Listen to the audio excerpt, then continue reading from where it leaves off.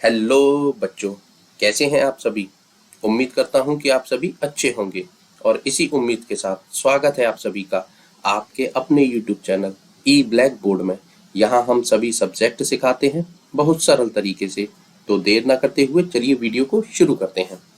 बच्चों, इस वीडियो में हम कक्षा 8 की गणित विषय की प्रश्नावली 3.3 कराएंगे। ठीक है बच्चों। अच्छा, इस वीडियो को शुरू करने से पहले इससे रिलेटेड कुछ बेसिक कॉन्सेप्ट है, आपके लिए पहले उसे सीखना बहुत जरूरी है। तो पहले हम इसका बेसिक सीखेंगे, फिर अपने सवालों को करेंगे। ठीक है ना बच्चों। चलिए देखिए, इस एक्सरसाइज में पूरी की पूरी एक्सरसाइज में बच्चों आपको सिर्फ एक चीज सीखनी है, वह है आपका समांतर चतुर्भुज। ठीक है। जैसा कि इसके नाम को पहले समझ जाएंगे हम, समांतर चतुर्भुज। ठीक है। एक ऐसा चतुर्भुज जिसका अंतर समान है। यदि आप समांतर का संधि विच्छेद करेंगे तो वह होगा समान प्लस अंतर, यानी कि अंतर समान है। अब किसका अंतर समान है वो हमें यहाँ सीखना है। ठीक है। देखिए, ये आपका चतुर्भुज है ए बी सी डी। ठीक है। अब यदि मैं इसके बीच की दूरी लेता हूं बच्चों, ये वाली देखिए, यदि ये आपकी 4 सेंटीमीटर है। ठीक है। यहां मैंने नापा, अब मैं इसको यहां नापता हूं बिल्कुल लास्ट में। ठीक है बच्चों। तो यह भी आपकी 4 सेंटीमीटर होगी। ठीक है, ये तो नॉर्मल बात हुई। अब बात आती है मेन, कि यदि मैं इस भुजा को बच्चों यहां बढ़ाता हूं, ठीक है, और इस वाली भुजा को यहां आगे की ओर बढ़ाता हूं, तो ये इनके जो बीच की दूरी है ना, जो अंतर है, वह बच्चों यहाँ पर भी 4 सेंटीमीटर ही होगा। चाहे मैं इसे अनंत तक कितना भी आगे बढ़ा दूं, वह अंतर कभी भी कम या ज्यादा नहीं होगा। ठीक है।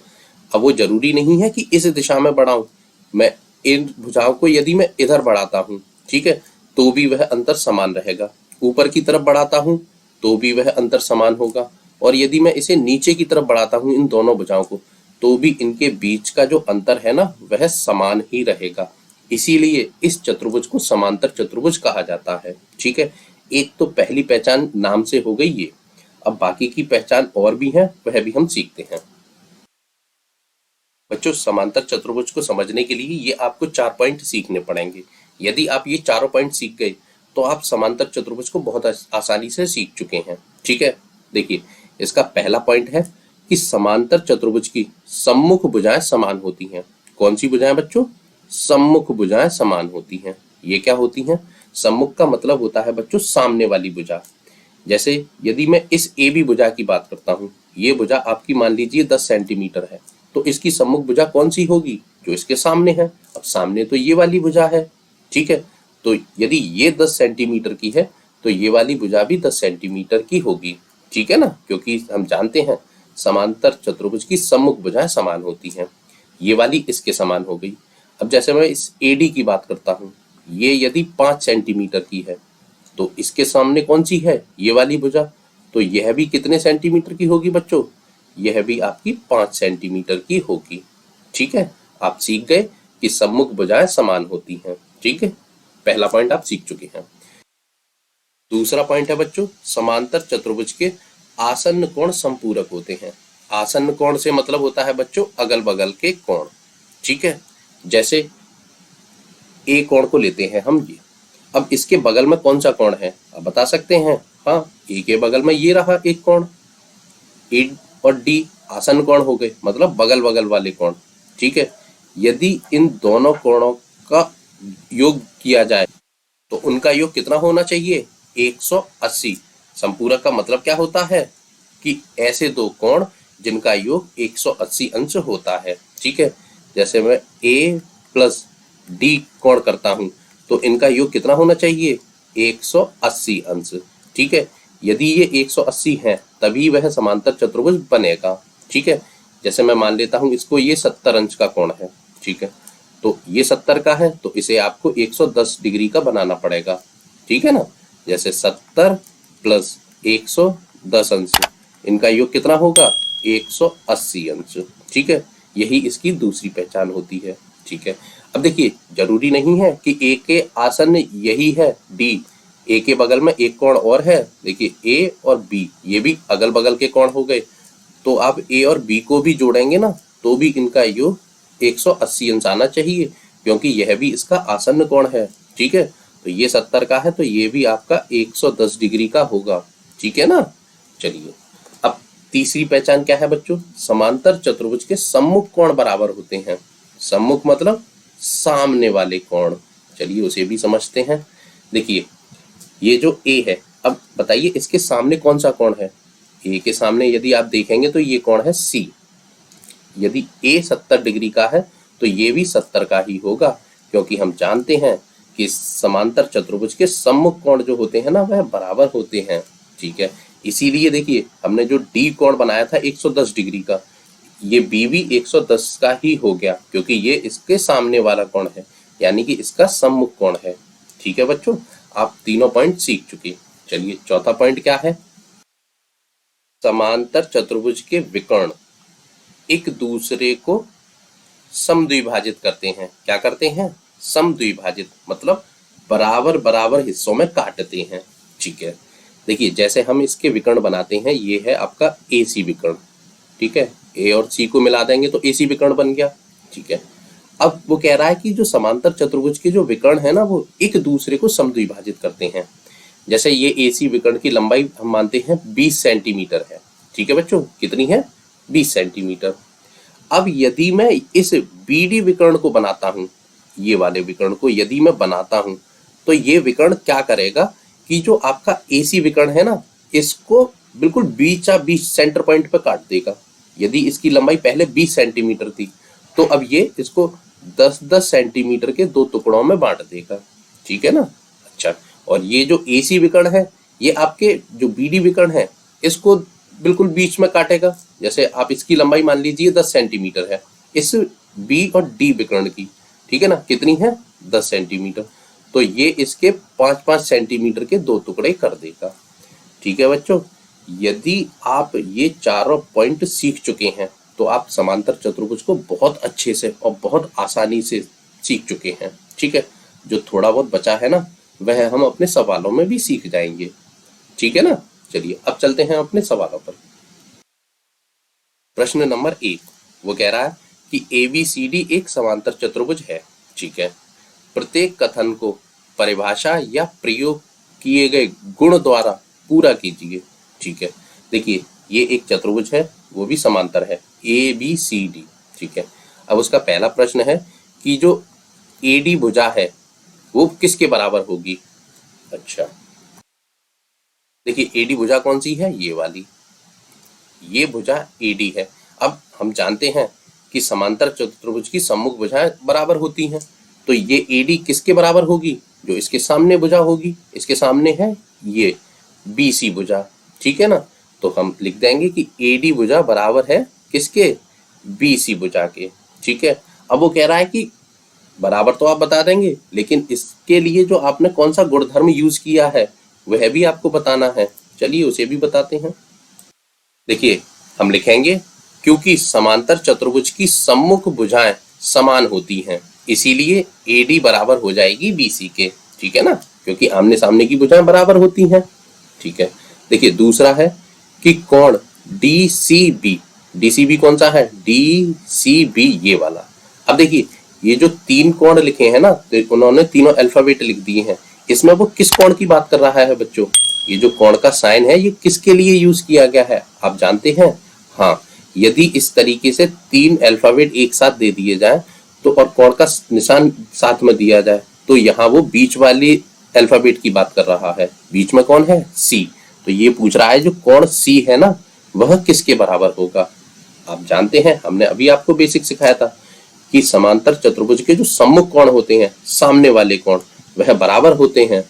तो जो C कोण है इसके सामने कौन सा कोण है, ये आपका A है ना, तो कोण C के बराबर कौन होगा, कोण A, तो आप लिख देंगे कोण।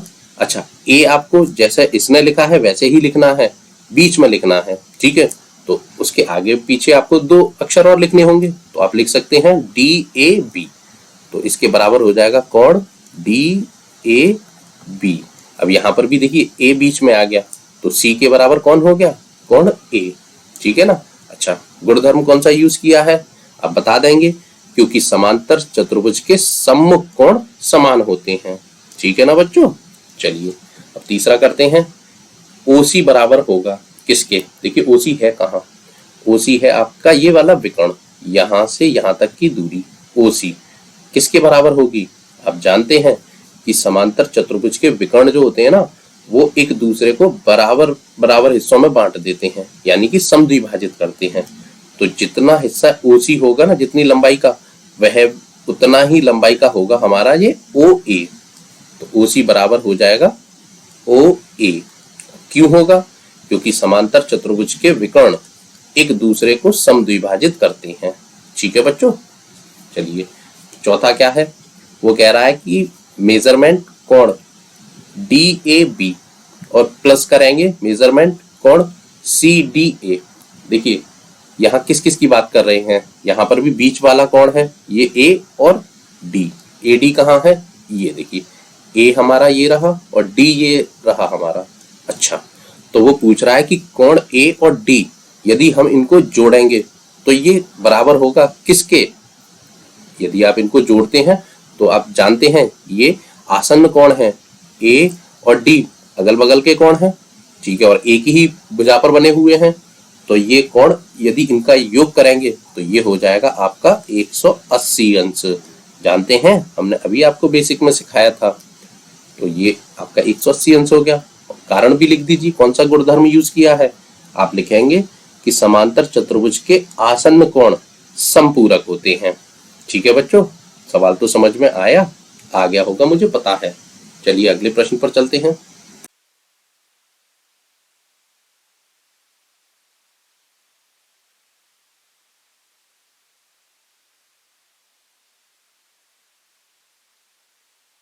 प्रश्न नंबर 2, निम्न समांतर चतुर्भुजों में अज्ञात x, y, z के मानों को ज्ञात कीजिए। ठीक है, देखिए यहाँ हमें एक चित्र दिया हुआ है, वहां हमें एक कोण दे दिया है और बाकी के x, y, z तीन कोणों को पता करने के लिए बोल रहा है। कर सकते हैं आप, हाँ बहुत सरल है, कुछ नहीं है। जो हमने अभी बेसिक सीखा था ना, पूरे सवाल बेसिक पर ही आधारित हैं। चलिए करते हैं। देखिए सबसे पहले हम देखेंगे कि हमें कौन सा कोण दिया है। हमें कोण दिया है ये वाला कोण B। ठीक है, अब एक बात बताइए, B आपको दे दिया है तो B के साथ साथ आप ये वाला x कोण निकाल सकते हैं। हाँ बिल्कुल निकाल सकते हैं। क्यों, क्योंकि ये जो B कोण है ना, इसका आसन्न कोण होगा ये वाला x। ठीक है, तो ये दोनों आसन्न कोण हो गए। अब आसन्न कोण के थ्रू निकाल लीजिए। चलिए निकालते हैं। हम लिखेंगे कोण B प्लस कोण C बराबर होने चाहिए कितने, 180 अंश के। ठीक है, और क्यों होने चाहिए, क्योंकि हम जानते हैं समांतर चतुर्भुजों के आसन्न कोण समपूरक होते हैं। ठीक है, चलिए देखिए B हमें कितना दिया है, 100 अंश का, प्लस C हमारा क्या है, x। चलिए बराबर होना चाहिए ये 180। ठीक है, अब x की वैल्यू निकालनी है। x को रखेंगे अपने बाएं पक्ष में, बराबर 180 अंश और इस 100 का पक्षांतर कर देंगे। ठीक है, तो ये 100 इधर प्लस के निशान के साथ है तो यहाँ आ जाएंगे माइनस के। ठीक है ना, चलिए अब x बराबर हो जाएगा 180 में से आप 100 घटा दीजिए तो ये बचेंगे 80। तो जो x का मान निकल कर आया बच्चों वो कितना आया, x हमारा आया 80 अंश का। ठीक है, आपने x निकाल लिया। चलिए x निकाल लिया, अब निकालते हैं y को। ठीक है, अब देखिए y कोण जो है ना किसके सामने है, इस b के सामने है, यानी कि ये जो y कोण है इस b कोण का कैसा कोण है, सम्मुख कोण, क्योंकि सामने वाला कोण है। ठीक है, तो जितने अंश का ये b होगा उतने ही अंश का ये y होगा। ठीक है ना, समझते हैं आप। चलिए हम इसे भी निकालते हैं। देखिए हम लिखेंगे कोण b बराबर होगा किसके, कोण y के। चलिए क्यों होगा, क्योंकि समांतर चतुर्भुज के सम्मुख कोण बराबर होते हैं। ठीक है, अब b हमारा कितने का है, 100 अंश का, तो y हमारा कितने का होगा, ये भी हमारा 100 अंश का होगा। ठीक है, यानी कि हमने y की वैल्यू भी निकाल दी, ये हो गया हमारा 100 अंश का। ठीक है, अब बचता है हमारा z। चलिए इसे भी निकालते हैं। देखिए z को चाहे तो आप आसन्न कोण के थ्रू भी निकाल सकते हैं, क्योंकि ये जो a है ना b का आसन्न कोण है, ऐसे भी निकाल सकते हैं। कैलकुलेशन थोड़ी लंबी हो जाएगी। चाहे आप इसके शीर्षाभिमुख कोण से भी निकाल सकते हैं, यानी कि सम्मुख कोण से। तो जो x होगा ना उतने ही अंश का ये z होगा, क्योंकि ये इसका सम्मुख कोण है। ठीक है, तो हम लिखेंगे कोण x बराबर होगा किसके, कोण z के। तो x हमारा कितना है जो हमने अभी निकाला था 80 का, तो z भी हमारा कितने का होगा 80 अंश का। ठीक है बच्चों, तो आपने x y z तीनों के मान निकाल दिए। ये सवाल होता है आपका बिल्कुल सॉल्व। समझ में आया, आ गया होगा मुझे पता है। चलिए अगले प्रश्न पर चलते हैं।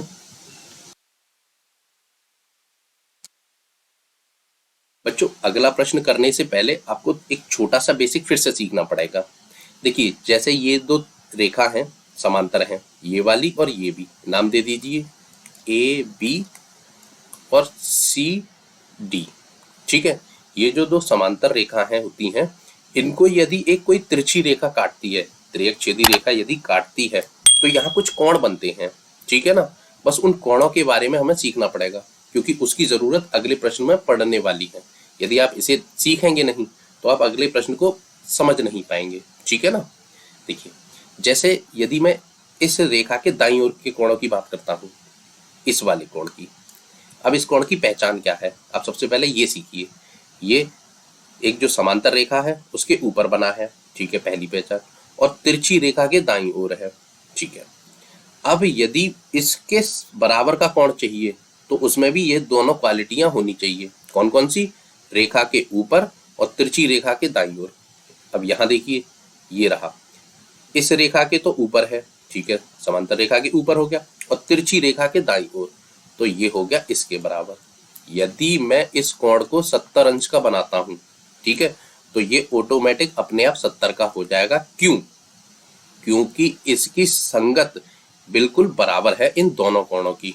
पहचान क्या है कि रेखा के ऊपर है और तिरछी रेखा के दाईं ओर है, तो यह भी इस समांतर रेखा के ऊपर है और तिरछी रेखा के दाईं ओर है, तो इसकी संगत बिल्कुल बराबर हो गई। तो ये दोनों आपस में कैसे कोण हो गए, संगत कोण। ठीक है, वही आपको यहाँ सिखाना है मुझे कि संगत कोण हमेशा बराबर होते हैं। ठीक है, अब ये एक संगत हो गई, अब दूसरी भी देख सकते हैं। अब दूसरा देखेंगे तो रेखा के नीचे, ठीक है, और तिरछी रेखा के दाईं ओर, तो ये वाला कोण।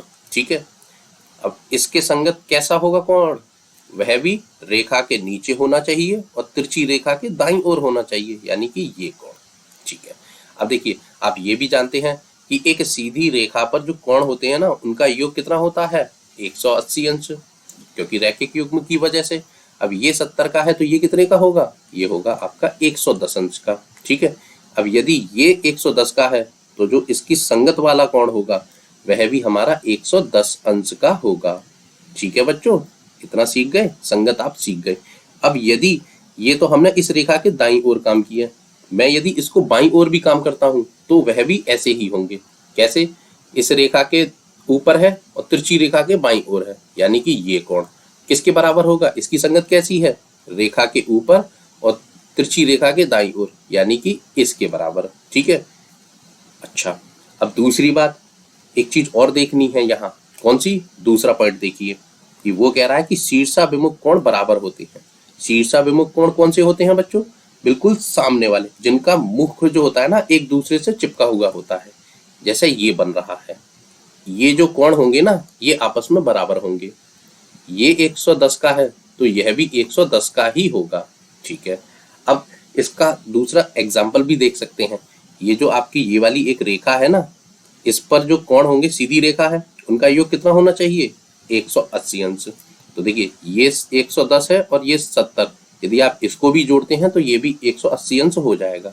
ठीक है ना, तो आप शीर्षाभिमुख कोण को भी सीख चुके हैं। देखिए इसको भी देख लीजिए, ये इसके बराबर होगा तो ये भी आपका 110 अंश का हो जाएगा। ठीक है, अब यदि इसको बात करते हैं 70, इसका शीर्षाभिमुख कोण कौन सा होगा, ये वाला, तो यह भी बच्चों हमारा 70 अंश का हो जाएगा। ठीक है ना, और इसके शीर्षाभिमुख ये वाला हो जाएगा, तो यह भी हमारा 70 अंश का हो गया। आप संगत कोण और शीर्षाभिमुख कोणों को बहुत अच्छे से सीख चुके हैं। चलिए अब बात करते हैं अगला, एकांतर कोण। देखिए इसे सीखते हैं। एकांतर कोण बच्चों, जैसा कि इसके नाम से ही पता चल रहा है कि इनमें एक का अंतर होना चाहिए। किस चीज का, लाइन का अंतर। वहां कोण कैसे होते हैं, बराबर। समझिए, जैसे हम इस कोण की बात करते हैं, ये कोण हमारा 70 अंश का है, ठीक है ना। तो इसका एकांतर कोण कौन सा होगा? इस रेखा का अंतर होना चाहिए, मतलब किसी भी एक रेखा का अंतर होना चाहिए। तो ये यदि 70 का है तो इसका एकांतर कोण यहाँ बनेगा इस रेखा के अंतर से, यह भी हमारा 70 अंश का बनेगा। ठीक है बच्चों, चलिए यदि हम यहाँ बनाते हैं 110 का बन जाएगा ये, तो इसका एकांतर कोण कहाँ बनेगा? यहाँ, ये भी हमारा 110 अंश का बनेगा। ठीक है, चलिए यानी कि आप एकांतर कोणों को भी सीख चुके हैं बच्चों। देखिए और समझिए, जैसे यहाँ एक कोण बनाता हूं मैं, क्योंकि ये इसका शीर्षाभिमुख है तो ये आपका 110 का बन जाएगा। तो इसका एकांतर कोण कहाँ बनेगा? इस रेखा के एकांतर यानी कि यहाँ, यह भी हमारा 110 अंश का बन जाएगा। ठीक है, और इसका एकांतर कहाँ बनेगा? यहाँ, ये 70 अंश का बन जाएगा। तो आप इन तीनों कोणों को सीख चुके हैं, संगत कोण, शीर्षाभिमुख कोण और एकांतर कोण। अब आप अपने सवाल को बहुत आसानी से कर पाएंगे। चलिए देखिए, इसमें भी हमें वही x y z के मान निकालने हैं। ठीक है, ये हमारा एक समांतर चतुर्भुज है, इसको हमने नाम दे दिया है ABCD। ठीक है ना। चलिए देखिए, एक कोण दिया है, बाकी के 3 कोण हमें निकालने हैं। चलिए सबसे पहले हम निकालते हैं अपना x कोण। ठीक है, अब देखिए ये जो A है ना और ये जो D, ये कैसे कोण है? आसन्न कोण है। क्यों? क्योंकि ये एक ही रेखा पर बने हैं और अगल बगल के कोण हैं। ठीक है, तो ये जो A और D आसन्न कोण हो जाएंगे। तो आसन्न कोण कैसे निकालते हैं हम? तो हम लिखेंगे कि कोण A प्लस कोण D बराबर होने चाहिए कितने के? 180 अंश के। और क्यों होने चाहिए? क्योंकि हम जानते हैं समांतर चतुर्भुज के आसन्न कोण समपूरक होते हैं। ठीक है, अब A की वैल्यू कितनी है? 50 प्लस D की जगह क्या है? X बराबर होने चाहिए ये 180 अंश। X का मान निकालना है, X को रखिए आप बाएं पक्ष में। ठीक है, बराबर 180 अंश, और ये 50 प्लस के निशान के साथ है, पक्षांतर होकर जाएंगे तो ये माइनस में बदल जाएंगे। ठीक है, तो x बराबर आएगा 180 में से आप यदि 50 घटाएंगे तो ये बचेगा आपका 130। ठीक है, तो x की वैल्यू कितनी निकल कर आई बच्चों? 130 अंश। ठीक है, चलिए अब x निकाल दिया, अब हम निकालेंगे कौन से को? y को।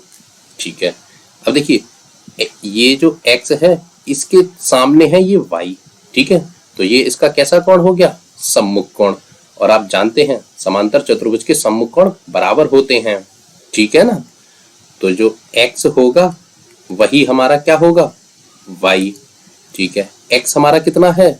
130 अंश का, तो ये y हमारा कितने का हो जाएगा? ये भी हमारा 130 अंश का हो जाएगा। क्यों हो जाएगा वो भी हम लिख देंगे कि समांतर चतुर्भुज के सम्मुख कोण बराबर होते हैं। ठीक है, तो ये y भी हमारा 130 अंश का हो गया। ठीक है, x निकल गया, y निकल गया। अब निकालते हैं z। अच्छा देखिए, अभी हमने आपको बेसिक समझाया था। देखिए ये जो x कोण है ना, इसकी पहचान क्या है? कि ये सीधी रेखा के तो ऊपर है, ठीक है, और ये तिरछी रेखा के दाईं ओर है। ठीक है, अब इस z को देखते हैं, ये भी सीधी रेखा के ऊपर है और तिरछी रेखा के दाईं ओर है। यानी कि समझ में आया कि इन दोनों की संगत एक जैसी है। जैसी x की संगत है वैसी ही इस z की संगत है, तो ये दोनों आपस में बराबर होंगे। क्यों? क्योंकि हम जानते हैं संगत कोण आपस में बराबर होते हैं। तो ये जो x होगा ना बराबर होगा किसके? z के, और x है हमारा 130 अंश का, तो z भी हो जाएगा हमारा 130 अंश का। ठीक है बच्चों। अच्छा एक बात बताइए, सवाल तो आपको समझ में आ रहे हैं और वीडियो पसंद आ रही है। यदि वीडियो पसंद आ रही है तो प्लीज़ इस वीडियो को लाइक कर दीजिए और चैनल को सब्सक्राइब करना बिल्कुल मत भूलिए। पता है मैं ऐसा क्यों बोल रहा हूँ? यदि आप चैनल को सब्सक्राइब कर लेंगे तो हम जब भी कोई नई वीडियो बनाएंगे, रोज ही बनाते रहते हैं, तो उसका नोटिफिकेशन सबसे पहले आपके पास पहुँचेगा और आप उस वीडियो को सबसे पहले देखकर अपना मैथ अच्छा कर पाएंगे।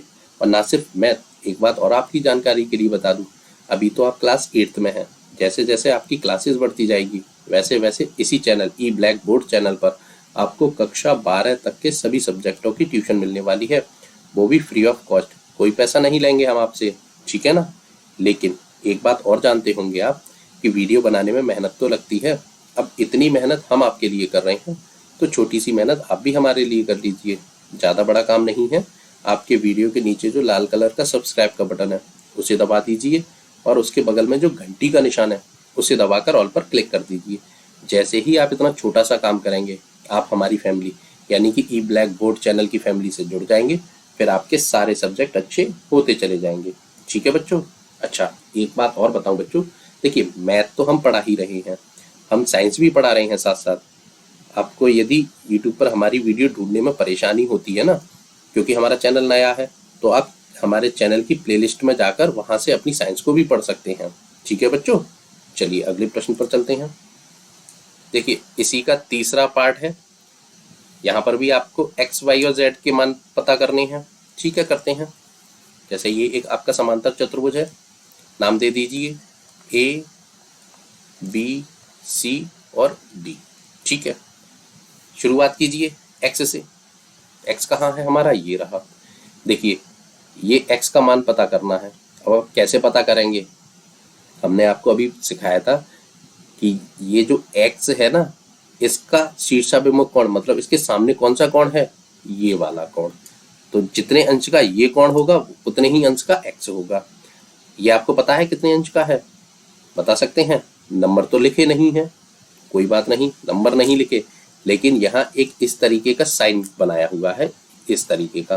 देखिए बच्चों, जब भी इस तरीके का साइन बनाया जाता है इसका मतलब होता है कि यह कोण 90 अंश का है। ठीक है ना, कितने अंश का है, 90 अंश का। ये इसकी पहचान होती है। कभी भी आपको 90 अंश लिखा नहीं दिखाया जाएगा किसी भी प्रश्न में, वहां आपको इस तरीके से कोने पर 2 लाइनें बना दी जाएंगी। आप खुद पहचानेंगे, ये आपकी जिम्मेदारी है कि आप इसे पहचानना सीखें। तो ये कोण कितने का है, 90 अंश का। तो ये 90 का है, तो x भी हमारा कितने का होगा, 90 का। क्यों? क्योंकि ये आपस में शीर्षाभिमुख कोण है जो कि बराबर होते हैं। ठीक है, तो हम लिखेंगे x बराबर होगा कितने के, 90 अंश के। क्यों? क्योंकि शीर्षाभिमुख कोण बराबर होते हैं। ठीक है बच्चों, ये कौन सा कोण है, शीर्षाभिमुख कोण।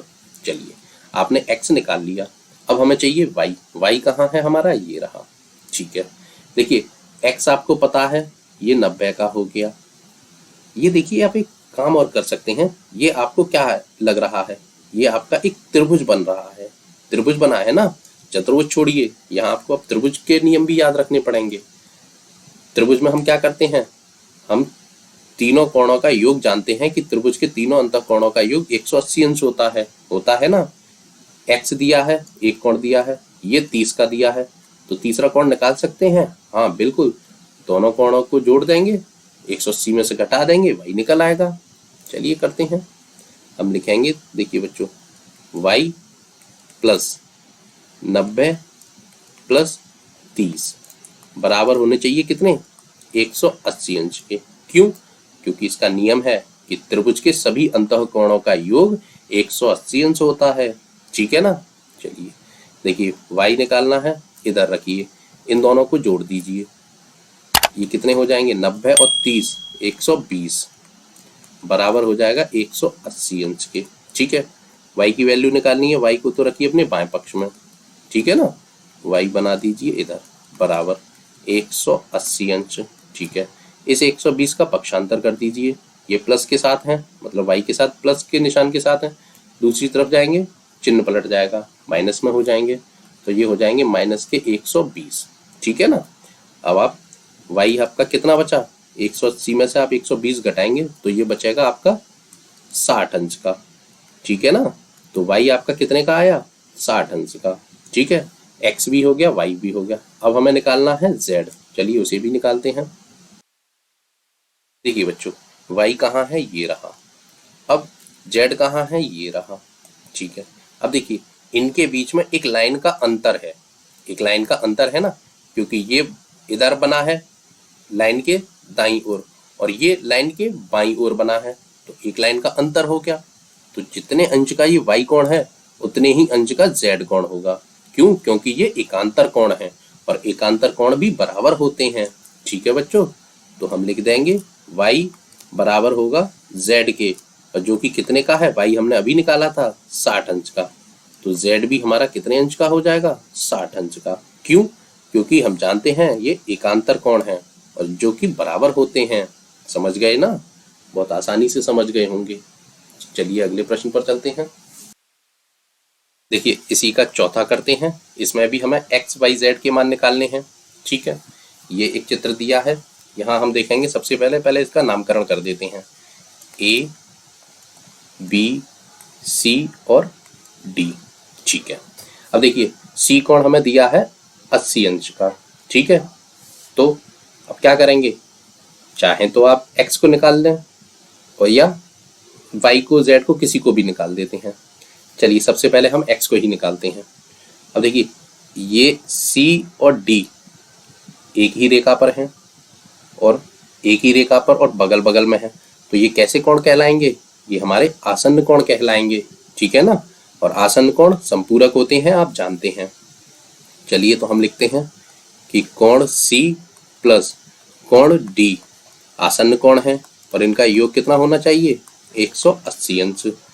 C की वैल्यू कितनी है, यहाँ दी है 80, तो इसे लिखेंगे 80 प्लस D की जगह x दिया है तो लिख देंगे x बराबर 180 अंश। ठीक है बच्चों, क्यों? क्योंकि समांतर चतुर्भुज के आसन्न कोण संपूरक होते हैं, आप जानते हैं। चलिए अब x का मान निकालना है। x को रखिए इधर बराबर 180।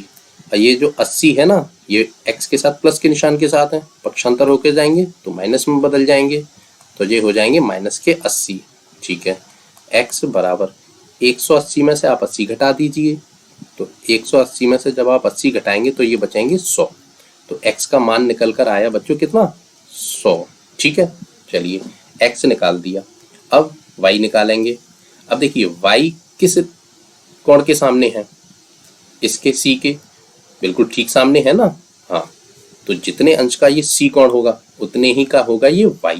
ठीक है ना, तो ये क्यों, क्योंकि ये सम्मुख कोण है और सम्मुख कोण हमेशा बराबर होते हैं समांतर चतुर्भुज में। तो यहाँ हम लिखेंगे कि कोण C बराबर होगा कोण y के।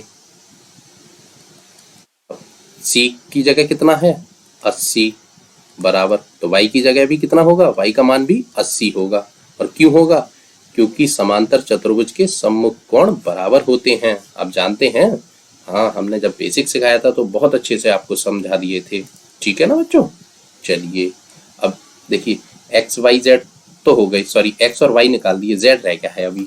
चलिए जेड भी निकालते हैं। देखिए जेड की पहचान क्या है, सबसे पहले ये देखिए जेड सीधी रेखा के ऊपर है। ठीक है, और इस तिरछी रेखा के बाईं ओर है। चलिए अब नीचे देखेंगे, सीधी रेखा के ऊपर है ये वाला कोण और तिरछी रेखा के बाईं ओर है, तो ये दोनों कोणों की संगत कैसी हुई, एक जैसी, क्योंकि दोनों समांतर रेखा के ऊपर हैं और इस जो टेढ़ी वाली यानी तिरछी रेखा है इसके बाईं ओर हैं दोनों, तो ये दोनों कोणों की संगत एक जैसी है। और आप जानते हैं संगत कोण हमेशा बराबर होते हैं। ठीक है ना, तो कोण C बराबर होगा किसके बच्चों, कोण Z के। ठीक है, अब कोण C कितना है, 80 अंश, तो Z भी कितने का होगा, 80 अंश का। और क्यों होगा, क्यों, क्योंकि आप जानते हैं संगत कोण बराबर होते हैं। ठीक है बच्चों, ये बार बार मैं ये इस तरह की चीज़ों को लिख रहा हूँ, इनके गुणों को लिख रहा हूँ, नियमों को लिख रहा हूँ। इसकी वजह आप जानते हैं, क्योंकि यदि मैं इसको बार बार लिखूंगा, बार बार आपको पढ़कर सुनाऊंगा, तो आपको ये नियम याद हो जाएंगे। जब आपकी ये एक्सरसाइज समाप्त होगी ना, तब तक आपको ये सारे नियम याद हो चुके होंगे। इसी वजह से इनको लिखा गया है, वरना तो मैं बिना लिखे भी आपका काम कर सकता था, लेकिन उससे आपको चीज़ें अभी तो समझ आती वीडियो देखते समय, लेकिन फिर आप इन्हें भूल जाते। इसीलिए मैंने ये सारी चीज़ें लिख रखी हैं, आप भी अपनी कॉपी में लिख लेना इन्हें। ठीक है, चलिए अगले प्रश्न पर चलते हैं। देखिए इसी का पांचवा है। इसमें भी हमें एक्स वाई जेड के मान ज्ञात करने हैं। चलिए करते हैं। पहले इसे नाम देंगे ए बी सी और डी। ठीक है, ये हमारा ए बी सी डी समांतर चतुर्भुज हो गया। सबसे पहले देखेंगे इसमें कौन सा कोण हमें दिया है। देखिए हमें ये कोण दिया है सी। ठीक है, अब कैसे करेंगे, सबसे पहले हम x, ये रहा हमारा, x को आप निकाल सकते हैं नहीं, क्योंकि ये आधा ही कोण है, आप नहीं निकाल पाएंगे। आप y को आसानी से निकाल लेंगे। क्यों? क्योंकि ये y है ना, इस कोण C के बिल्कुल सामने है। सामने मतलब सम्मुख है, और आप जानते हैं कि समांतर चतुर्भुज में सम्मुख कोण बराबर होते हैं। ठीक है, तो जितने अंश का ये कोण C है उतने का ही ये y होगा। ठीक है ना, चलिए लिखते हैं। तो हम लिखेंगे कोण C बराबर होगा कोण y के। कोण C हमारा है 112 अंश का। ठीक है, तो कोण y हमारा कितने का होगा? ये भी हमारा 112 अंश का होगा। क्यों होगा? क्योंकि समांतर चतुर्भुज के सम्मुख कोण बराबर होते हैं। ये हम रटते हुए चले आ रहे हैं अब तक। ठीक है, अब अगला करते हैं। देखिए y तो हमने निकाल लिया 112 अंश का। ठीक है, अब x निकालने की कोशिश करते हैं। देखिए x हम समांतर चतुर्भुज से नहीं, त्रिभुज वाले नियम से निकालेंगे। क्यों? क्योंकि ये देखिए, ये जो आपका विकर्ण है ना, ये जो x कोण है सिर्फ यहाँ तक है, पूरा नहीं माना इन्होंने। ठीक है, और ये 40 भी आधा है। तो आपको देखिए ये एक त्रिभुज जैसा लग रहा होगा। ठीक है, ये त्रिभुज बन रहा है, तो हम इसे त्रिभुज के नियम से निकालेंगे। क्यों? क्योंकि आप जानते हैं कि त्रिभुज के तीनों अंतः कोणों का योग 180 अंश होता है। ठीक है, तो 2 कोण आपको दिए हैं, तीसरा निकाल सकते हैं? हाँ बिल्कुल निकाल देंगे हम। तो हम लिखेंगे x प्लस 112 प्लस 40 बराबर होने चाहिए कितने? 180 अंश। क्यों? क्योंकि त्रिभुज के सभी अंतः कोणों का योग 180 अंश होता है। ठीक है, तो हमने तीनों कोण लिख दिए। तो पहले तो x प्लस, इन दोनों को जोड़ दीजिए, 2 और 0 2, 1 और 4 5 और 1 152 बराबर 180 अंश। ठीक है बच्चों, चलिए अब x का मान निकालना है। x को रखेंगे इधर अपने बाएं पक्ष में, बराबर 180 अंश। इस 152 का पक्षांतर कर देंगे। ये 152 किस निशान के साथ हैं? प्लस के। तो इधर जाएंगे तो ये माइनस के हो जाएंगे 152। ठीक है, अब x बराबर 180 में से 152 घटा दीजिए। ये देखिए 0 में से 2 जाएंगे नहीं, तो 10, 10 में से 2 गए तो 8, यहाँ रह गए 7 में से 5 गए तो 2, और 1 में से 1 0, यानी कि x की वैल्यू निकल कर आई बच्चों 28। ठीक है, हमने x का मान भी निकाल लिया। अब किसका रह गया है? z का। चलिए z भी निकालते हैं। देखिए ये जो x है, ठीक है, और x के बीच में एक रेखा है और यहाँ z है। ठीक है, तो ये क्या हुआ? एक रेखा का अंतर हो गया, क्योंकि x रेखा के ऊपर है, ये रेखा के नीचे है, यानी कि इन दोनों के बीच में एक रेखा का अंतर हो गया। तो ये कैसे कोण बन गए? एकांतर कोण। जानते हैं ना आप, हमने बेसिक सिखाते समय आपको बताया था, ये एकांतर कोण है। ठीक है, तो x मतलब कोण x बराबर होगा कोण z के। क्यों? क्योंकि ये एकांतर कोण है। तो x बराबर कितना है? हमने अभी निकाला था 28, तो z भी हमारा कितने का हो जाएगा? 28 अंश का। ठीक है बच्चों, ये भी 28 अंश का हो गया। अच्छा बच्चों, सवाल तो आपको समझ में आ रहे हैं और वीडियो पसंद आ रही है। यदि वीडियो पसंद आ रही है तो प्लीज़ इस वीडियो को लाइक कर दीजिए और चैनल को सब्सक्राइब करना बिल्कुल मत भूलिए। पता है मैं ऐसा क्यों बोल रहा हूँ? आप जानते होंगे, चैनल सब्सक्राइब करने से आपको कक्षा 12 तक के सभी सब्जेक्टों की ट्यूशन मिलती रहेगी, बिल्कुल फ्री में। ठीक है, तो प्लीज़ कर दीजिए, आपका ही फायदा है। चैनल सब्सक्राइब करने के पैसे नहीं लगते। अच्छा बच्चों, एक बात और, देखिए मैथ तो हम पढ़ा ही रहे हैं, यदि आपको हमसे साइंस भी पढ़नी है तो उसे भी हम पढ़ा ही रहे हैं। आपको यदि यूट्यूब पर हमारी वीडियो ढूंढने में परेशानी होती हो, क्योंकि हमारा चैनल नया है तो यूट्यूब हमारी वीडियो को पहले नंबर पर नहीं दिखाता, तो आप चैनल की प्लेलिस्ट में जाकर वहाँ से अपनी साइंस को भी पढ़ सकते हैं। ठीक है बच्चों। अच्छा, इस वीडियो में हम केवल 2 ही सवाल करेंगे, क्योंकि यदि हम एक ही वीडियो में पूरी एक्सरसाइज खत्म करने की कोशिश करें तो वीडियो हो जाएगी बच्चों बहुत लंबी, क्योंकि एक वीडियो में सारे नियम आपको सिखाने पड़ेंगे, तो आपको आधे नियम याद रहेंगे, आधे आप भूल जाएंगे, जो कि हम बिल्कुल नहीं चाहते। हम चाहते हैं कि हमसे पढ़ने वाले हर बच्चे को सारे नियम याद बने रहें, तभी वो मैथ अच्छा कर पाएगा। ठीक है, तो हम आपको सारे नियम याद कराएंगे, लेकिन छोटी छोटी वीडियो में। तो इस वीडियो में केवल 2 ही सवाल। अब मिलते हैं अगली वीडियो में इससे आगे के सवालों के साथ। तब तक के लिए बहुत बहुत धन्यवाद। Good bye.